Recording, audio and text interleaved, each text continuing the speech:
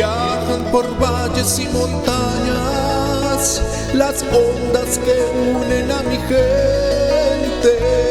El sentir del pueblo en el campo y la ciudad se unen en un solo dial. Radio Costa Rica, Radio Costa Rica. 930 está la frecuencia que identifica a mi país. Radio Costa Rica, Radio Costa Rica. 930 la frecuencia de mi país. Radio Costa Rica presenta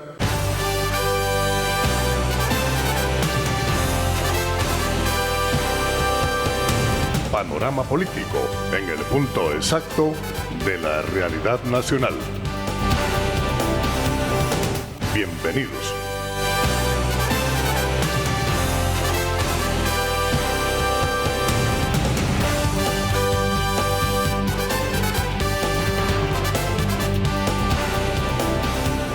Muy buenas noches, estimados amigos oyentes y televidentes que nos miran a través de la página web de Radio Costa Rica, radiocr.net, y a través del Facebook de Radio Costa Rica también, Panorama Político, un programa más, hoy sábado 16 de noviembre, programa número 30, ya. Gracias a Dios, el tercer programa en esta nueva casa, nuestra nueva casa, Radio Costa Rica. Y hoy tenemos la presencia muy grata de un invitado muy especial, el máster Eli Feinsack, con quien vamos a analizar la situación política en Costa Rica, en nuestro país, y también, ¿por qué no?, a nivel internacional. Debo hacer la observación que hoy el licenciado Diego Manuel Muñiz, que me acompaña normalmente en los programas por motivos de fuerza mayor, no va a estar hoy en este programa, pero el próximo sábado sí nos hará compañía. Previo al programa quisiera externar mi opinión editorial del programa Panorama Político. Dice así: Bolivia. ¿Fue renuncia, golpe de Estado o insurrección popular, o un poco de las tres, lo que ocurrió realmente en Bolivia? Dependiendo de la posición ideológica de los analistas, las respuestas son diferentes. Para unos, fue un golpe de Estado. Para otros, Evo Morales renunció ante una insurrección popular y por haberse quedado más solo que Adán en el Día de la Madre. Antes de que Evo presentara su renuncia, ya lo había hecho la presidenta del Tribunal Supremo Electoral y otras autoridades vinculadas al movimiento del socialismo, el MAS, el partido de gobierno, el partido de Evo. Los policías también dejaron solo a Evo y se retiraron a sus comisarías cansados de estar reprimiendo las protestas ciudadanas. En algunos casos se amotinaron y se unieron al pueblo que protestaba en las calles. La Central Boliviana de Trabajadores también dejó huérfano a Evo Morales, cuando su máximo dirigente dijo que aceptaban que lo mejor para el país era que renunciara. La estocada final se la dio la misión de auditoría de la OEA, que declaró que las elecciones fueron fraudulentas y presentó una avalancha de pruebas al respecto. Cuando el comandante en jefe del ejército dijo que ellos no iban a salir a las calles a reprimir al pueblo y que lo mejor era que Evo renunciara, se acabó todo para el presidente indígena. Evo Morales se suicidó políticamente desde el momento en que violentó la Constitución y se rebeló contra la decisión popular que le dijo no en el año 2016 en el referéndum para que se le autorizara una cuarta reelección. Cuando los gobernantes se vuelven adictos al poder, salen por la puerta trasera de la historia. Eso le pasó a Juan Evo Morales Aymá, a pesar de que por sus resultados económicos y sociales merecía un mejor destino. Este ha sido el editorial de hoy, sábado 16 de noviembre de 2019, de Panorama Político, en el punto exacto de la realidad nacional, programa número 30. Ahora sí, vamos a presentar a nuestro invitado especial, a don Eli Feinsack, politólogo, máster en economía y politólogo. Don Eli, bienvenido, muchas gracias. Los micrófonos de Panorama Político son suyos. Adelante. Muchísimas gracias, don Anastasio. Un placer estar por acá. Muchísimas gracias por la invitación. Muchas gracias. Nada más aclararnos, yo no soy politólogo, yo soy economista y con una maestría en políticas económicas. Entonces, algo le hago al tema político, pero ¿cómo se llama? Desde esa perspectiva económica.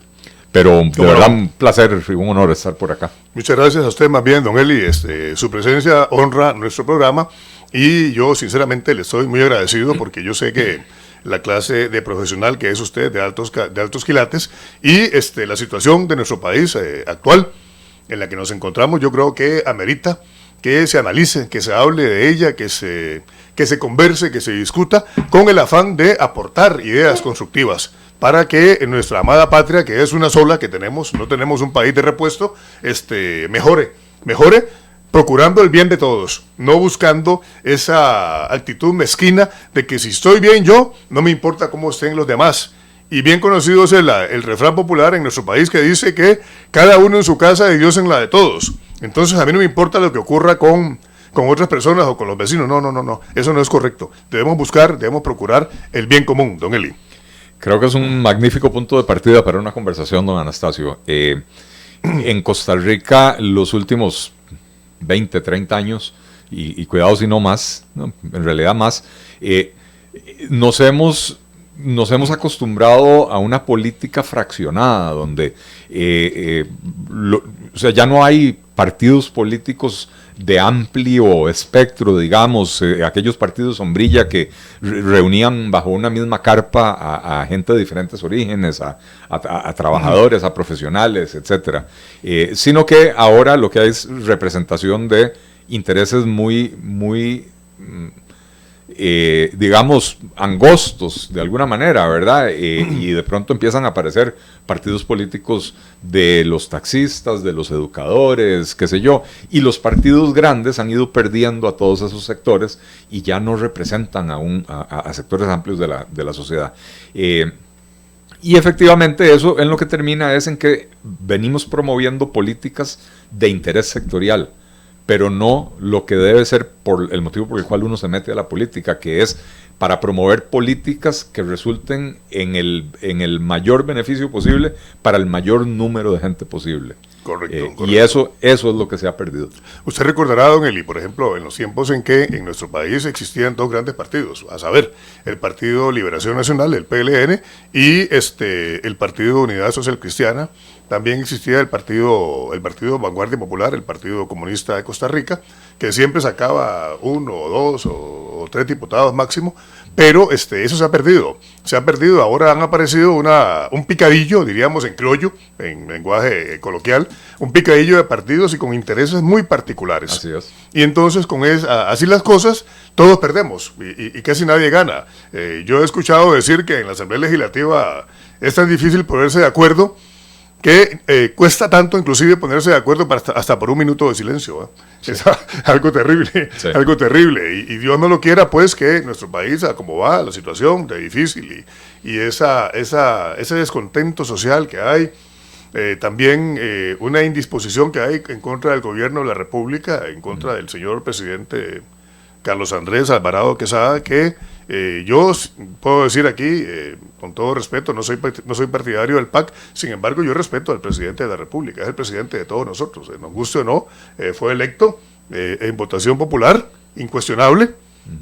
Me decía alguien ahí que se hablaba de que había habido fraude. Claro, el fraude estuvo y está en que mucha gente que votó por el PAC, típico en Costa Rica, dicen que no votaron. Pero sí votaron, claro que sí, por favor, eso no se puede siquiera cuestionar.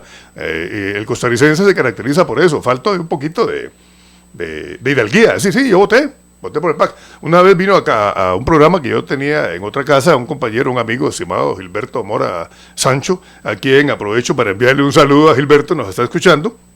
Gilberto me decía, mira, yo no voté por el PAC, yo voté en contra de Fabricio. Mucha gente votó así. Yo creo que mucha gente votó así, ¿verdad? Mucha gente votó. Claro.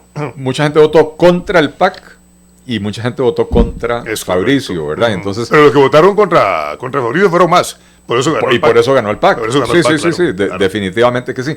Pero no nos olvidemos que Fabricio Alvarado y Carlos Alvarado llegaron a la segunda ronda con el 17% y el 14% de respaldo del padrón electoral. Claro. ¿Verdad? En términos de los que votaron por el abstencionismo, no recuerdo, Carlos Alvarado sacó como un 16, 17 y Fabricio como un 20, pero en términos del padrón electoral, la gente que votó por Carlos Alvarado fue el 14% y la gente que votó por Fabricio fue el 17%. Claro. Entonces, en primera ronda, esos son los votos duros que tiene el presidente. Exactamente. Ese es el apoyo El PAC puro, el PAC puro. El PAC puro, Ajá. ¿verdad?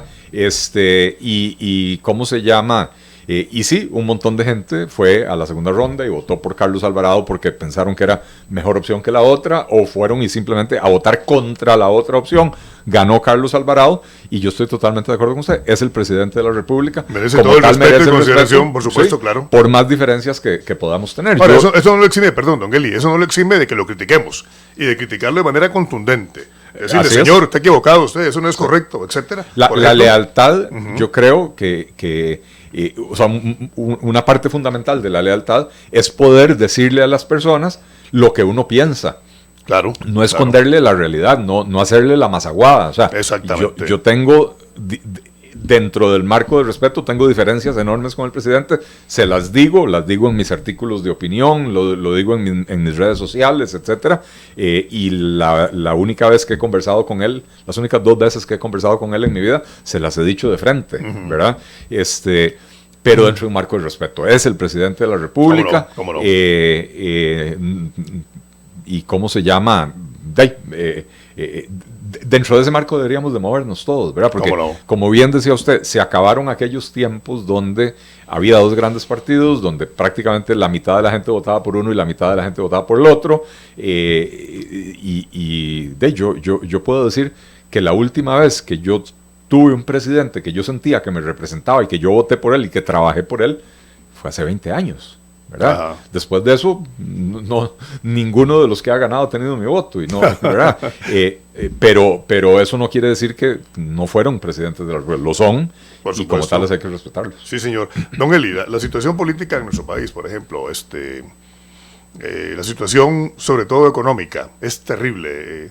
Hay gran cantidad de negocios que han cerrado, el creciente desempleo, la delincuencia, etcétera. Y el gobierno, pues, nos dice otra cosa prácticamente, ¿verdad? Uh-huh. El gobierno nos dice como que estamos muy bien. Y lo otro es, ¿qué se avisora en el horizonte político, en el panorama político, como lleva el nombre de mi programa, que yo así lo bauticé exactamente, gracias, como panorama político, porque es un panorama. Sí.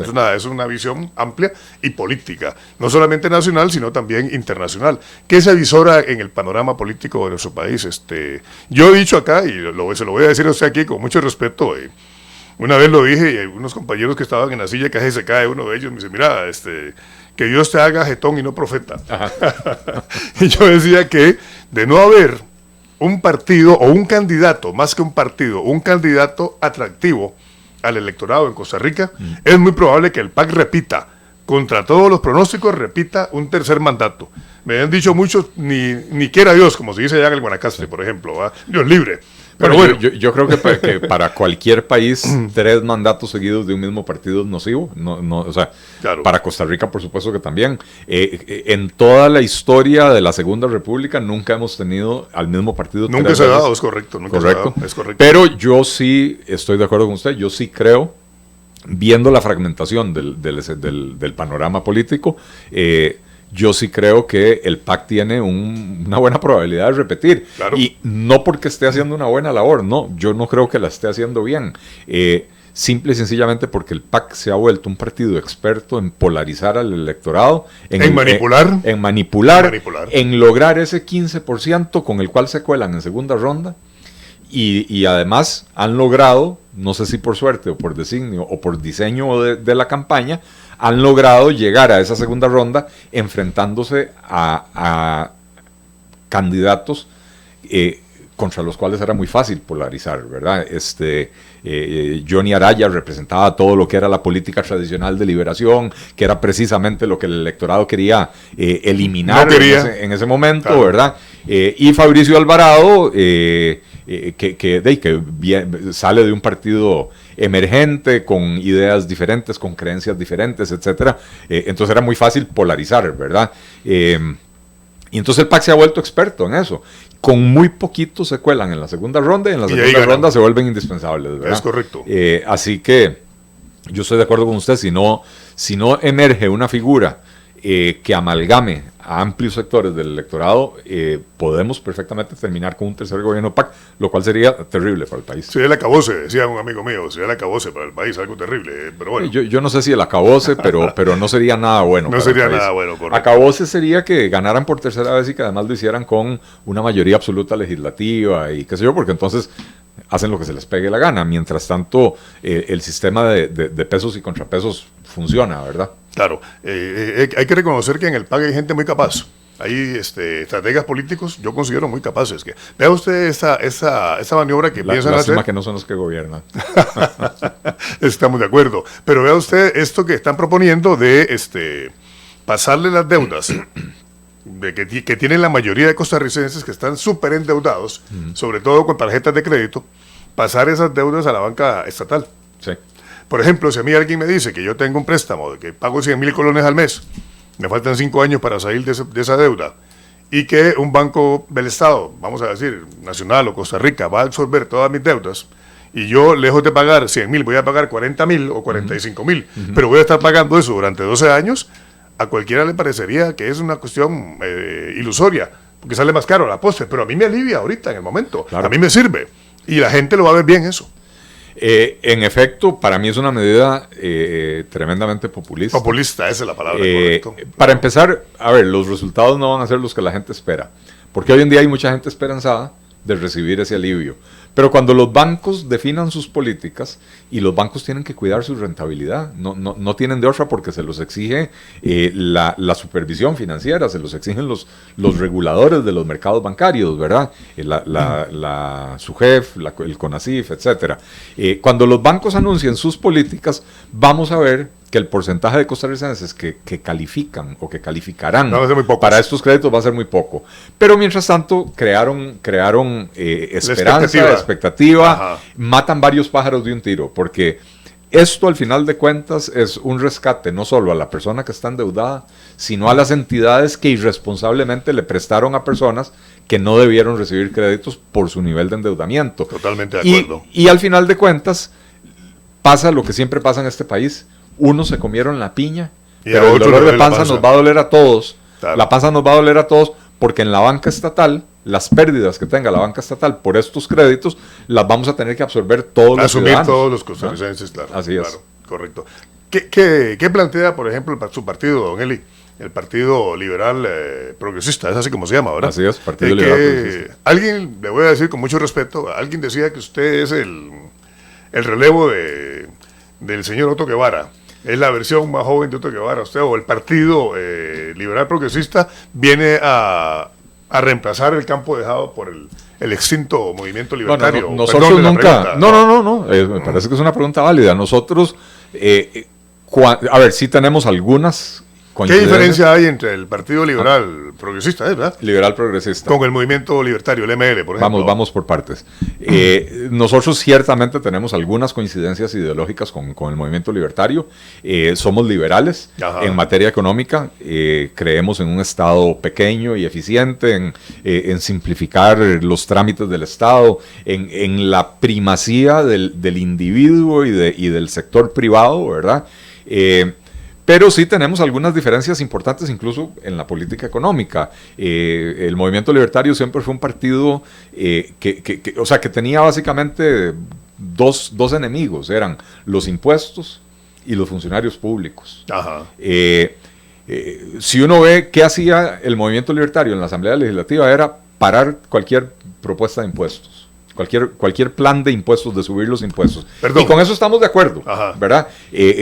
Nosotros creemos que la carga fiscal sobre el pueblo es excesivamente alta. Y es muy alta porque el gasto público es excesivo. Correcto. Y entonces hay que disminuir el gasto para no seguir recargándolo sobre los hombros de los costarricenses. Pero nosotros creemos que un partido liberal no solo puede estar para atajar penales. Y atajar penales es cualquier intento que me metan impuestos, ¿verdad? Claro. Un partido liberal tiene que ser propositivo, tiene que buscar acuerdos con otras fuerzas políticas para hacer que nuestras ideas permeen en el espectro político y que empiecen a ser adoptadas. Ya sea que nosotros ganemos mayoría en la Asamblea Legislativa, o que ocupemos la silla presidencial en Zapote, o que no, y que sigamos siendo partidos minoritarios, el objetivo debería ser que nuestras ideas sean las que prevalezcan. Y en ese sentido, tenemos una diferencia enorme con el movimiento libertario. El movimiento libertario nunca fue, bajo Otto Guevara, nunca fue un partido propositivo en ese sentido. Ciertamente, si usted leía los planes de gobierno de ellos, sí, tenían propuestas, y algunas propuestas muy buenas, otras tal vez no tanto, pero una vez que llegaban a la Asamblea Legislativa, a ellos, si alguien llegaba y le decía a Otto Guevara, vea, ayúdeme aquí con un plan para reducir la planilla del CNP en un 25%, Otto Guevara hubiera dicho, no, a mí no me interesa, o cerramos CNP o no hacemos nada, porque él se iba a esos extremos, ¿verdad? Y nosotros, si bien creemos que hay instituciones que deben ser cerradas, también sabemos que mientras estemos en minoría, por lo menos tenemos que buscar la disminución del aparato estatal, la mayor eficiencia, etcétera, ¿verdad? Entonces, cuando el Partido Liberal Progresista se fundó, y esto fue hace 3 años básicamente,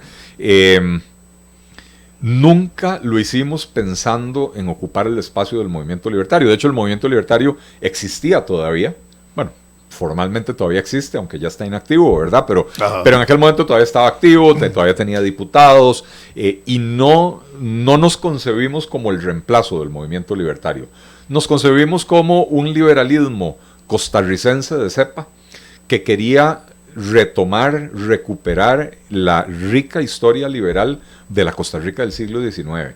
Es que aquí, bueno, dicen que los libros de historia los escriben los vencedores cuando hay una guerra, y aquí en Costa Rica hubo una guerra, una mini guerra, pero bueno, una guerra civil en 1948, donde ganó la socialdemocracia, y efectivamente los libros de historia a partir de ese momento han sido escritos por la socialdemocracia, y la socialdemocracia se encargó de borrar del imaginario colectivo costarricense esa rica tradición liberal de Costa Rica. Costa Rica es un país de personas tolerantes, es un país de libertad de prensa, es un país de libertad de culto, y todo eso es de antes de 1948. Todo eso es legado de los presidentes liberales que tuvo Costa Rica, de don Ricardo Jiménez, de don Cleto, el propio papá de don Ricardo, que al final tuvo una deriva medio totalitaria, don Jesús Jiménez, pero sus propuestas eran liberales, etcétera, ¿verdad? La mayor parte del siglo XIX Costa Rica tuvo gobernantes liberales. Las bases de la sociedad tolerante, abierta, respetuosa, liberal que es Costa Rica, se establecieron antes de 1948. Y algo muy curioso que la gente también tiende a olvidar: eran liberales con un sentido pragmático de las cosas. ¿En qué gobierno se instauró la educación, en aquel momento primaria, pública, costeada por el Estado, obligatoria, gratuita, etcétera, ¿verdad? Con don Mauro Fernández de ministro de Educación, ¿verdad? Correcto, en un gobierno liberal. Y entonces, cuando uno ve al movimiento libertario que rechaza por completo la participación del Estado en este tipo de cosas, ¿verdad? Y uno dice, ok, esa gente se olvidó de la tradición liberal costarricense, que era un liberalismo un poco más pragmático. El mercado no estaba resolviendo el problema de la educación, entonces el Estado tiene un papel que jugar ahí.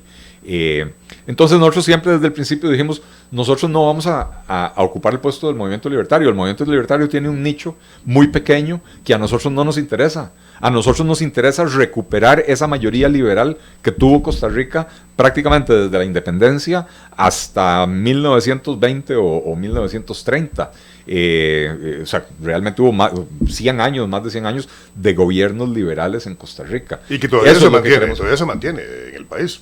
Bueno, Eso quiere. el concepto de la democracia liberal se mantiene, Claro. pero con un concepto de Estado bastante más grande, bastante más prevalente, o sea, mucho estatismo, y una cosa es que el Estado tenga un papel que jugar en la educación de la gente, en garantizar acceso a servicios de salud, y otra cosa es que el Estado tenga que venderme a mí la gasolina, la electricidad, decirme con quién La casarme. gasolina es terrible, la gasolina es terrible, el COP es terrible. Todo. Bueno, la electricidad es peor. Sí. La electricidad es peor por lo que afecta a los costos de producción del país. Por ahí tenemos buena parte de la pérdida de productividad de este país. Muchas empresas han ido alegando de que la electricidad es carísima acá. En efecto, Recientemente, ¿verdad? y ojo, se ha vuelto muy cara en los últimos 10 o 15 años, porque antes era, yo recién graduado de la universidad en 1987, 88, entré a trabajar en CINDE, en la Agencia de Promoción de Inversión Extranjera de Costa Rica.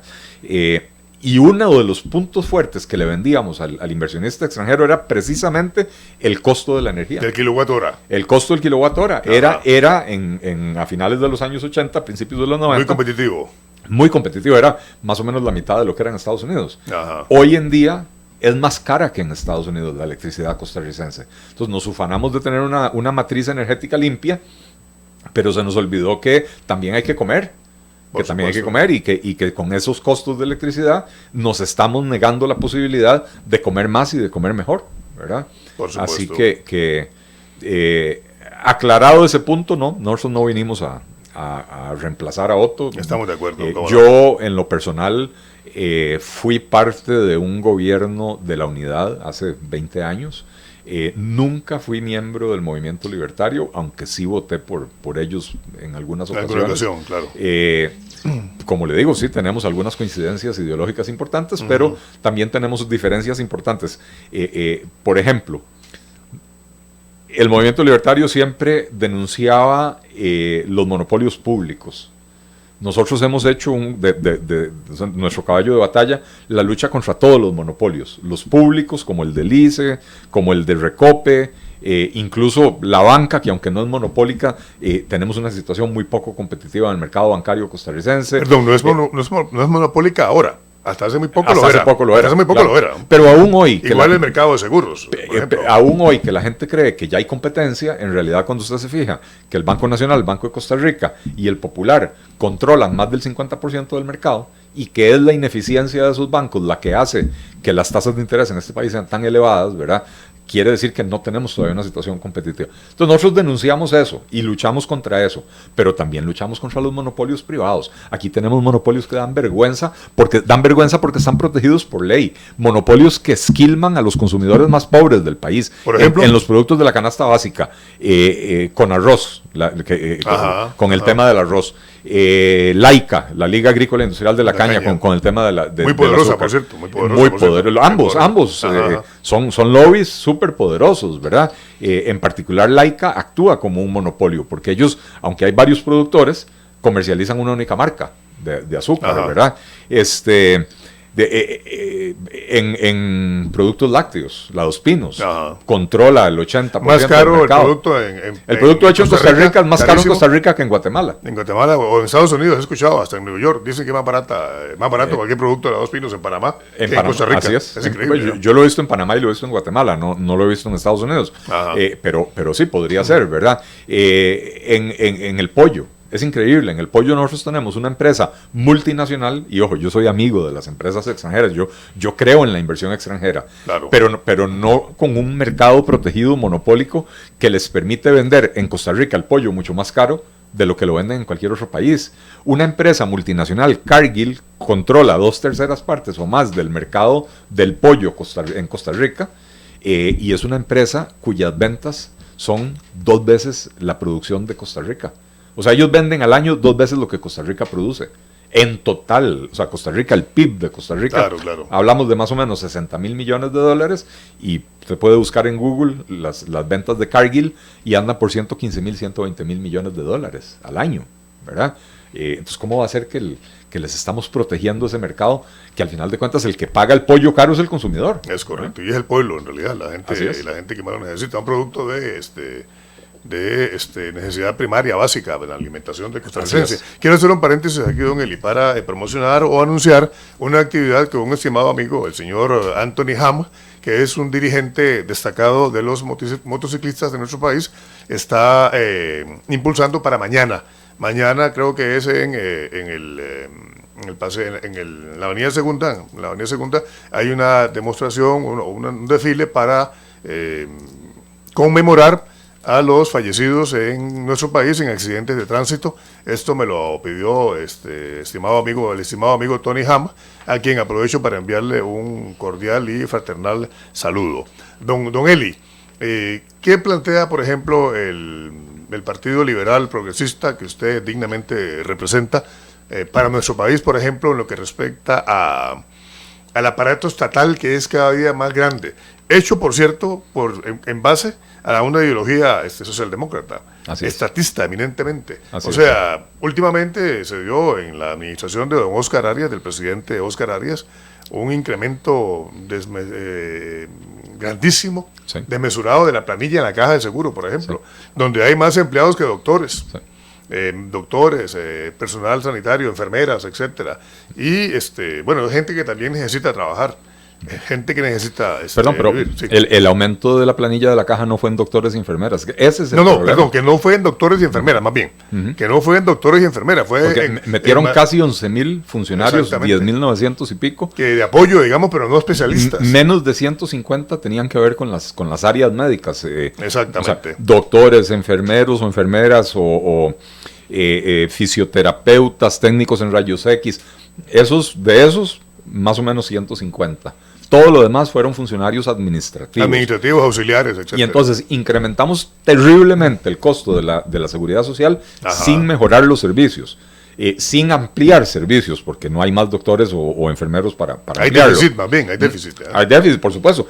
Las listas de espera son terribles. Existían entonces y siguen existiendo hoy, porque usted no puede resolver una lista de espera a punta de trabajadores administrativos. Correcto. ¿Verdad? Entonces, ciertamente en ese periodo del gobierno de Óscar Arias se cometieron errores de esa naturaleza, pero no solo en el periodo de Óscar Arias. A principios de los 90, Costa Rica tenía más o menos 190 instituciones públicas. 190. En Estados Unidos, ¿cuántas hay? Perdón. Son 12 o 13 ministerios, creo. En el país más ministerios, pero instituciones públicas no sé. O sea, en Costa Rica ministerios hay. Por ley creo que hay 16 o 17. En la realidad hay 23 o 24. Sin cartera, los famosos sin cartera. Bueno, pero sin cartera, pero con institución, ¿verdad? Ajá. Porque el Instituto Costarricense del Deporte, por decir algo, es sin cartera. No es un ministerio, entonces el ministro es un ministro sin cartera, pero tiene todo el instituto por detrás, ¿verdad? ¿Qué significa sin cartera? Sin la billetera, sin la plata. Significa que no tiene ley. No, ley, ¿cómo que sin la ley? ¿Cómo que sin plata? Claro que tiene plata. Ley específica no tiene. El ICT, Instituto Costarricense del Turismo, no es un ministerio, pero la presidenta ejecutiva del ICT es la ministra de Turismo. Entonces, al final de cuentas, aunque se llame instituto, es un ministerio, ¿verdad? Entonces, pero, les decía, a principios de los 90, Costa Rica tenía más o menos 190 instituciones, de las cuales 80 eran municipalidades. Ajá, ahora son 82, ¿verdad? Ahora son 82 municipalidades, pero ahora tenemos 330 instituciones. Pasamos de 190 a 330. Y de ese aumento de 140 instituciones, solo 1 o 2 son municipalidades nuevas. Las demás ya existían desde antes, ¿verdad? Ajá. Entonces sí, hubo un crecimiento bárbaro del aparato estatal durante toda la época de Liberación Socialdemócrata y la Unidad Social Cristiana. Ajá, ¿verdad? Correcto. Que ha continuado también bajo el reinado del PAC, que es en alguna medida socialdemócrata más tradicional, más tirado a la izquierda, qué sé yo. Centro-izquierda, digamos, que dicen centro-izquierda. Pero sí, lo que les da origen es la socialdemocracia. Por cierto, que el gobierno de Carlos Alvarado no ha reconocido a la presidente de Bolivia ahorita, por ejemplo. No ha reconocido todavía. No lo ha reconocido. Y le voy a ser franco, yo no sé si yo la hubiera reconocido. Y fue nombrada en un... ¿Autonombrada? Autonombrada en una sesión del Congreso sin quórum, ¿verdad? Y, reconoció a Guaidó, que se autonombró y autoproclamó presidente de Venezuela en una plaza. Por ejemplo, algo parecido. Sí. Pero ciertamente en Bolivia necesitan hacer la transición. Claro. Renunció todo el andamiaje de Evo. Sí, pero la Constitución tiene usted es abogado, yo no, pero la Constitución tiene todo un mecanismo de sucesión. Si el presidente desaparece, ya sea que murió, ya sea que se incapacitó permanentemente, lo que sea, usualmente va al vicepresidente. Hay un vicepresidente, claro, que también renunció. Y si el vicepresidente renunció, usualmente Álvaro entonces... Linera. González Linera o algo así. Ahora se me fue el nombre. Álvaro Linera. Tipo canoso. Sí, Álvaro Linera, un señor mayor ya, sí. Sí, y entonces, cuando no está ni el presidente ni el vicepresidente, usualmente sigue el presidente del Congreso o el presidente del Senado. Todos renunciaron en Venezuela. Entonces no había un mecanismo claro de sucesión. Y la pregunta es ahora, ¿quién asume las riendas para organizar elecciones para que Bolivia pueda volver a la normalidad? Entonces, ciertamente el Congreso tenía que hacer algo. Y a quien el Congreso hubiera elegido, hay que reconocerlo como el presidente o la presidente interino legítimo de Bolivia. La pregunta es legítima esta presidenta elegida en una sesión en la que no hubo quórum? Ahí es donde yo tengo la duda, ¿verdad? Claro. Pero en ese sentido me parece que el gobierno, ¿cómo se llama? El gobierno tiene que ser cauteloso, ¿verdad? A quién reconoce y a quién no. Por lo menos, don Eli, le quedó la experiencia amarga de haber reconocido a Guaidó y el no fiasco. Sirvió para nada. No sirvió para nada. Y el fiasco con la embajada o la embajadora de Venezuela aquí, entre comillas, seriamente cuestionada, con un montón de signos de interrogación. La señora, no recuerdo el nombre, que llegó Farías. Y se quiso meter a Irene Farías, algo así, que vivía aquí y según he escuchado, hasta ostenta la ciudadanía costarricense. Algo absolutamente que va a contrapelo, ser embajadora de Guaidó. Y que se metió a la embajada de Venezuela, inclusive respetando el plazo que el gobierno de Costa Rica le había dado a la otra gente para que saliera. Pero también lo que terminaron haciendo con esa embajada es todavía más vergonzoso, ¿verdad? Y es que un gobierno ilegítimo de un país, por lo menos desde la perspectiva de Costa Rica, el gobierno de Maduro es ilegítimo porque el gobierno de Costa Rica ya reconoció a Guaidó. Ese es el gobierno legítimo. Bueno, el gobernante ilegítimo le trasladó la propiedad de la embajada a un exdiputado comunista para que haga con ella lo que se le pegue la gana.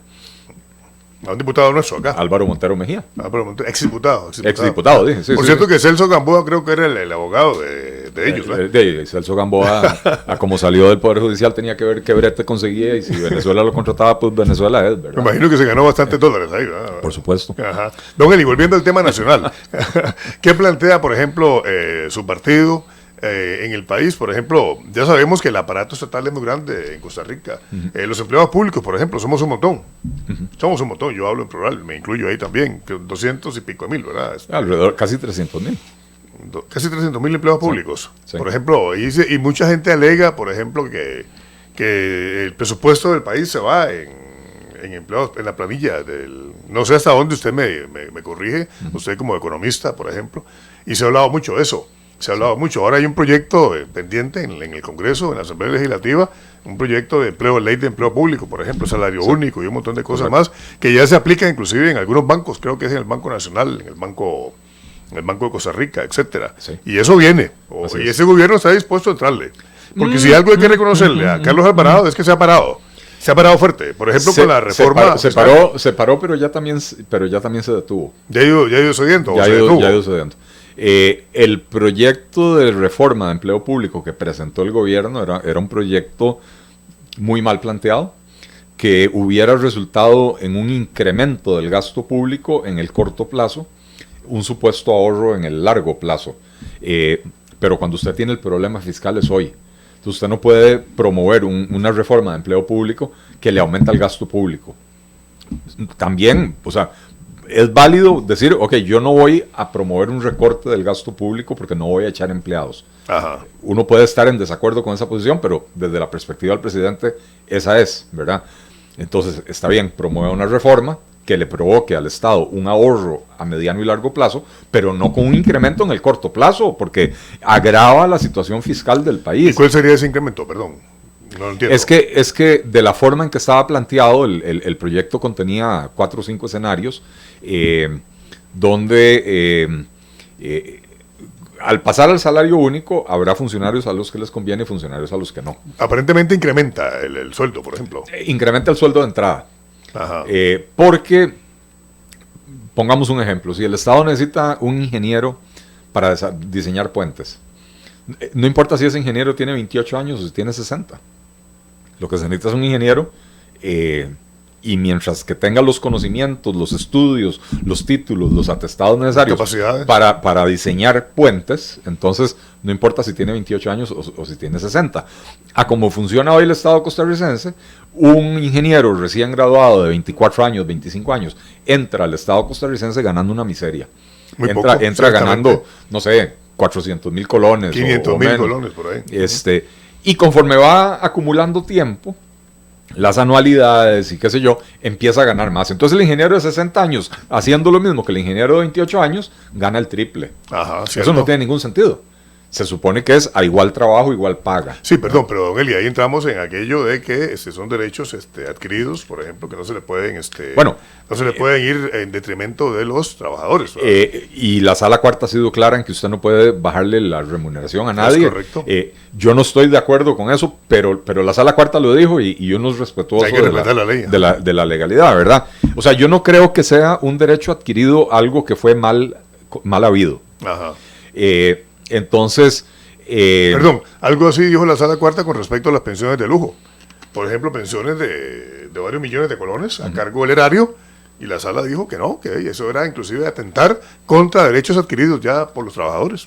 Bueno, yo seguiré defendiendo la tesis de que lo que es mal habido no puede ser un derecho adquirido. Ajá. ¿Y a qué me refiero yo con mal habido? Porque, a ver, no me vaya a decir la gente que obtuvieron esas pensiones de manera legal, porque sí, las obtuvieron de manera absolutamente legal. Legal, sí. Legal. Pero si usted está recibiendo una pensión para la que usted no cotizó, eso es mal habido. Eso es mal habido. A alguien le tienen que quitar plata para darle a usted su pensión, porque usted no cotizó lo suficiente para eso. Ajá. De la misma manera que si existen las anualidades, y en muchas instituciones existe, no en el gobierno central, pero en muchas instituciones autónomas, existen las anualidades, los quinquenios, los pasos académicos, que son todos diferentes tipos de reconocimientos por antigüedad, al final de cuentas. Ajá. No son reconocimientos por mayor productividad, qué sé yo.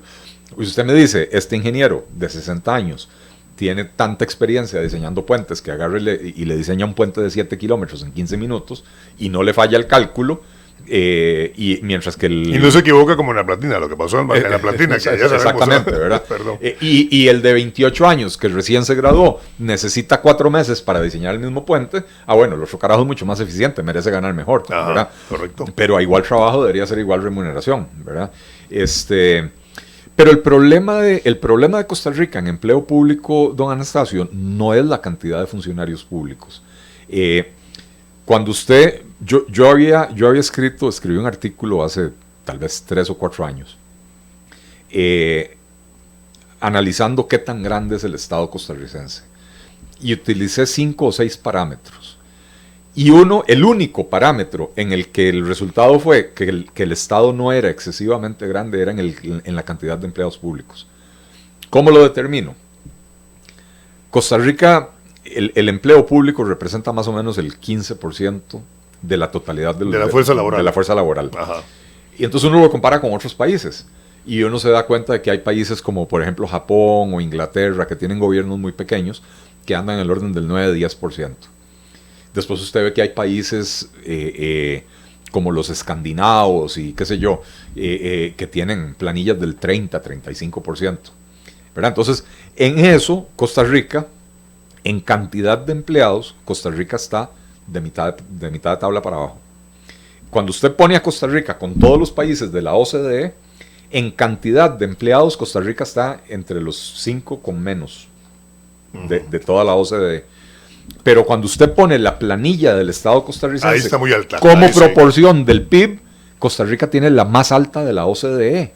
Entonces, explíqueme usted cómo puede ser que un país como Noruega tenga 30 o 35% de la fuerza laboral empleada en el Estado y gastan menos como proporción del PIB que Costa Rica con 15%. Entonces, el problema de Costa Rica no está en la cantidad, tanto como en la remuneración. Ahí es donde está el problema. Entonces yo no creo que haya que hacer una matacinga y despedir a 100,000 personas. Creo que además eso provocaría un caos social que haría que el problema no se pueda resolver, ¿verdad?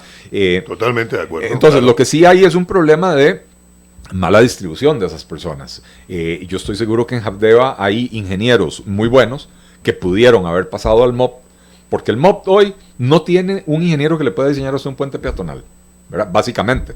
Lo vemos todo el tiempo. Terminan contratando los proyectos, los contratan con todo diseño. Sí, ya casi que lleva en mano. Sí. Pero digo, ¿cómo se llama? Yo creo que el Estado debería decir, nosotros necesitamos una carretera de tales características, qué sé yo, este es el trazado porque ahí es donde tenemos los derechos, y que las empresas vengan y coticen sobre el mismo diseño.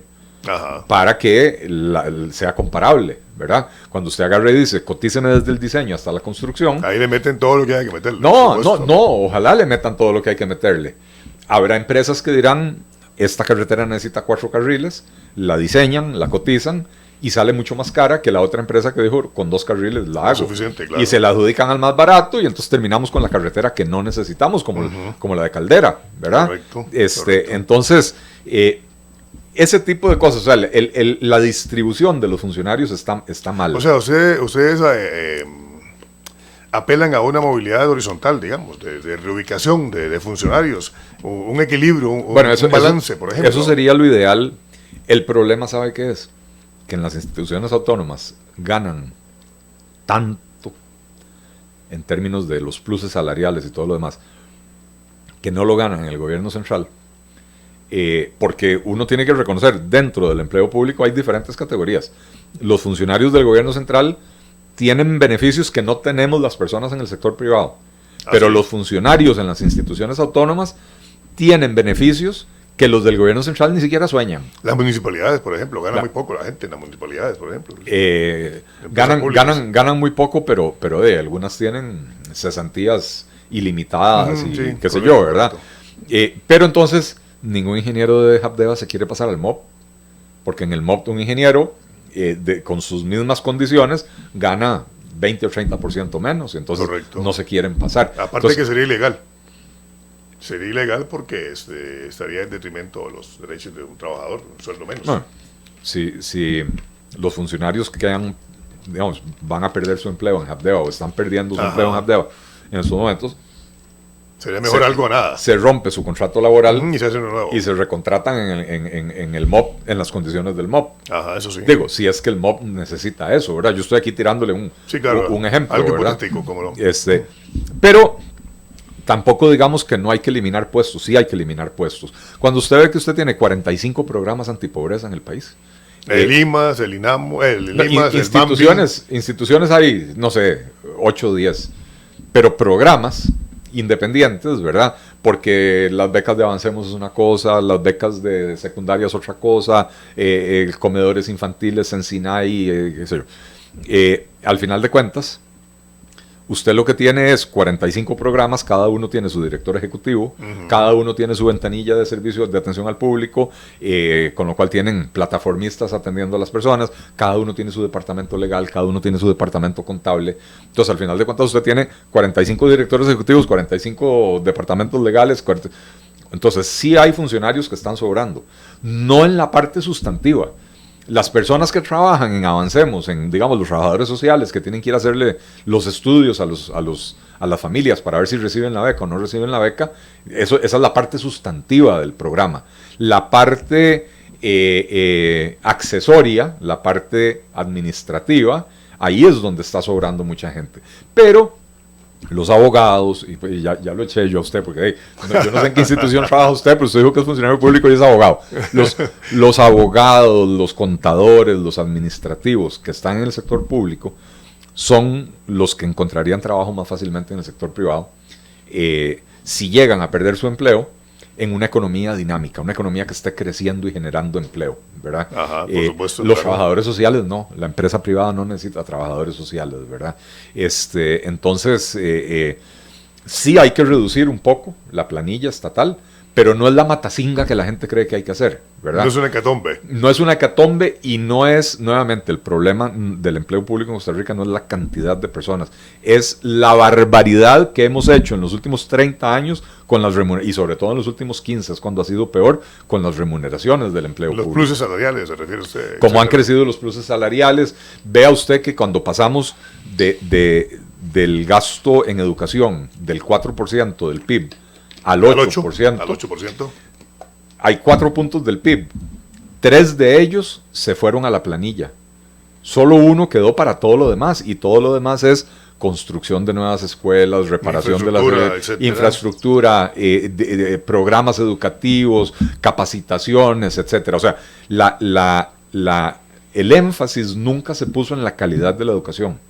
Se puso en la remuneración de los funcionarios, en este caso de la educación. De los educadores, por ejemplo. Pero eso mismo ha sucedido en muchos sectores del empleo público, ¿verdad? Y entonces, claro, en los últimos 15 años el gasto público ha crecido muchísimo. La mayor parte de eso se fue en remuneraciones y nunca se tradujo en mejor servicio. Don Eli, pero eso no, ya estamos llegando al filo del programa, pero ¿cómo arreglar eso? Por ejemplo, yo soy educador, don Eli, también. Yo soy funcionario del Ministerio de Educación Pública y le pregunto, ¿cómo arreglar eso, por ejemplo? Porque ya sabemos la reacción que habría a nivel nacional. Los sindicatos en el país son fuertes, sí. Estamos hablando de ANDE, APSE, SEC, ANEP, por ejemplo. Sí. Y que eso no sería fácil.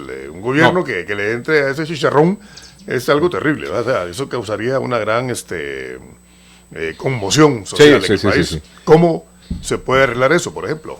Vea, yo no pretendo que sea fácil. En primer lugar, partimos de lo que ya dijo la Sala Cuarta. A las personas no se les puede reducir su salario, ¿verdad? Entonces, los que ya ganan lo que ganan, seguirán ganando. Sí, correcto. Lo que ganan. Eli, perdón, tengo una pregunta de un oyente. ¿Qué opina del FES, por ejemplo? La huelga ahora de los estudiantes del Fondo Especial de Educación Superior, etcétera. La manipulación que hubo ahí, se dio una manipulación de los estudiantes. Sí, bueno, son dos preguntas. ¿Qué opino del FES? Opino que el FES es una barbaridad la forma en que está distribuido. El hecho de que a la Universidad de Costa Rica le den el 58%, porque cuando se creó el FES, la Universidad de Costa Rica tenía el tamaño relativo de la universidad, era ese 58%, que es una barbaridad que el Estado le esté destinando un 1,5% del PIB a la educación superior y no tenga la potestad de decir: vamos a establecer una política de educación superior y ustedes, universidades que son estatales, me tienen que ayudar a cumplirla. Que esa política diga: Costa Rica necesita hoy más ingenieros, más técnicos, más sí. Científicos naturales. Pero eso es ir en contra de la autonomía universitaria, por ejemplo, podrían alegar, ¿no? Bueno, yo creo que la interpretación de la autonomía universitaria es otra. Necesita ser redefinida. Aquí tengo otra pregunta, don Eli, perdón, ¿se apoya los recortes presupuestarios al cine? O más bien que ahora se piensa poner un impuesto para apoyar yo lo que no apoyo son las animaladas que se hacen en la política pública. Entonces aquí vinieron hace 15 días y le quitaron del presupuesto, no me acuerdo, fueron 200 millones de colones al centro de cine. Ajá. Con el argumento de el Estado no tiene por qué estar fomentando el cine o qué sé yo. Y a la semana siguiente vienen y dicen: vamos a crear un impuesto del 1,5%. A las cableras y a otras. A las cableras, a los, para financiar los servicios de streaming, para financiar al centro de cine. Y entonces el centro de cine, en vez de recibir 200 o 300 millones, va a recibir 2.000 o 3.000 millones de colones. Entonces, ¿para qué le quitamos la plata? Dejémosle la plata que ya tenía y olvidémonos de estar creando nuevos impuestos. Si usted me dijera que es que el centro de cine se lleva 18.000 millones de colones al año, o 1.500 millones de colones al año, pero si lo que se le está dando por vía presupuestaria son 200 o 300 millones de colones, me parece que, o sea, ahí no es donde está el grueso del gasto público. Es que en este país caímos en la trampa de Otón Solís. Cuando Otón Solís agarró y empezó a criticar el gasto en bebidas, alimentos y bebidas, y en galletas, galletas y café y licores, decía él, y en ¿qué más? En consultorías y qué sé yo. Y usted va y revisa el presupuesto de la República. ¿Cuánto se gasta en galletas y licores, en galletas y café? Es ínfimo. Entonces usted puede reducirlo a la mitad y no le hizo mella al déficit, ¿verdad? Claro, entonces, pongámonos serios. O sea, si tenemos tiempo limitado y recursos escasos en la Asamblea Legislativa, no perdamos el tiempo de la Asamblea Legislativa haciendo una disminución de 200 millones de colones al centro de cine, dejemos que funcione tranquilamente y entrémosle a donde está el grueso del gasto público. Don Eli, estamos a 2 minutos para que termine el programa. Le agradezco muchísimo su presencia acá. Ojalá no sea la primera y la última, sino la primera de otras tantas más. Quisiera pedirle, por favor, unas palabras para el cierre del programa, de parte suya, por favor. Bueno, muchísimas gracias por la invitación. Yo creo que, a ver, me ha dado usted una magnífica oportunidad de presentar al partido y las ideas que representamos a una audiencia nueva, que es diferente de la que usualmente le llegamos. Yo invito a los radioescuchas y a las personas que nos ven por Facebook Live y los otros medios a que nos busquen. El Partido Liberal Progresista está en todas las redes ¿Tienen sociales. candidatos para las municipalidades ahora, por Estamos ejemplo? participando únicamente en 8 cantones, que son... ¿Cuáles son? Orotina, Alajuelita, Desamparados, Goicoechea, Santa Ana, Jiménez en Cartago, Paraíso y en Pocosí. San José no. En San José Centro no, somos un partido pequeño. Están por las alcaldías en esos cantones. En todos menos en Pocosí vamos por las alcaldías, en Pocosí solo con candidatos a regidores. A regidores. En los demás cantones y papeletas completas, alcaldes, vicealcaldes, regidores y síndicos.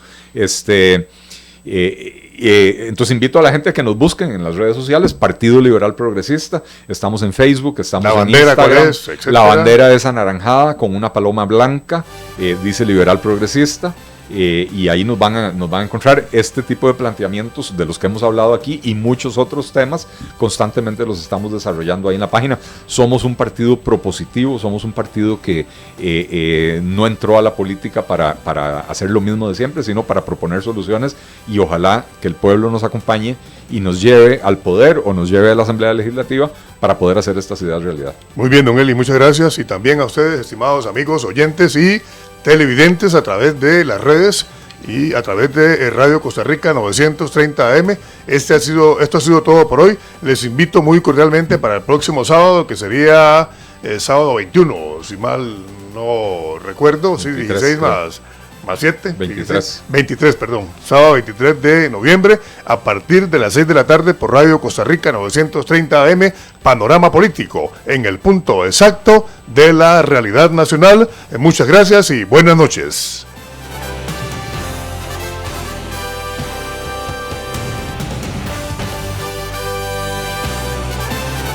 Radio Costa Rica presentó Panorama Político, en el punto exacto de la realidad nacional.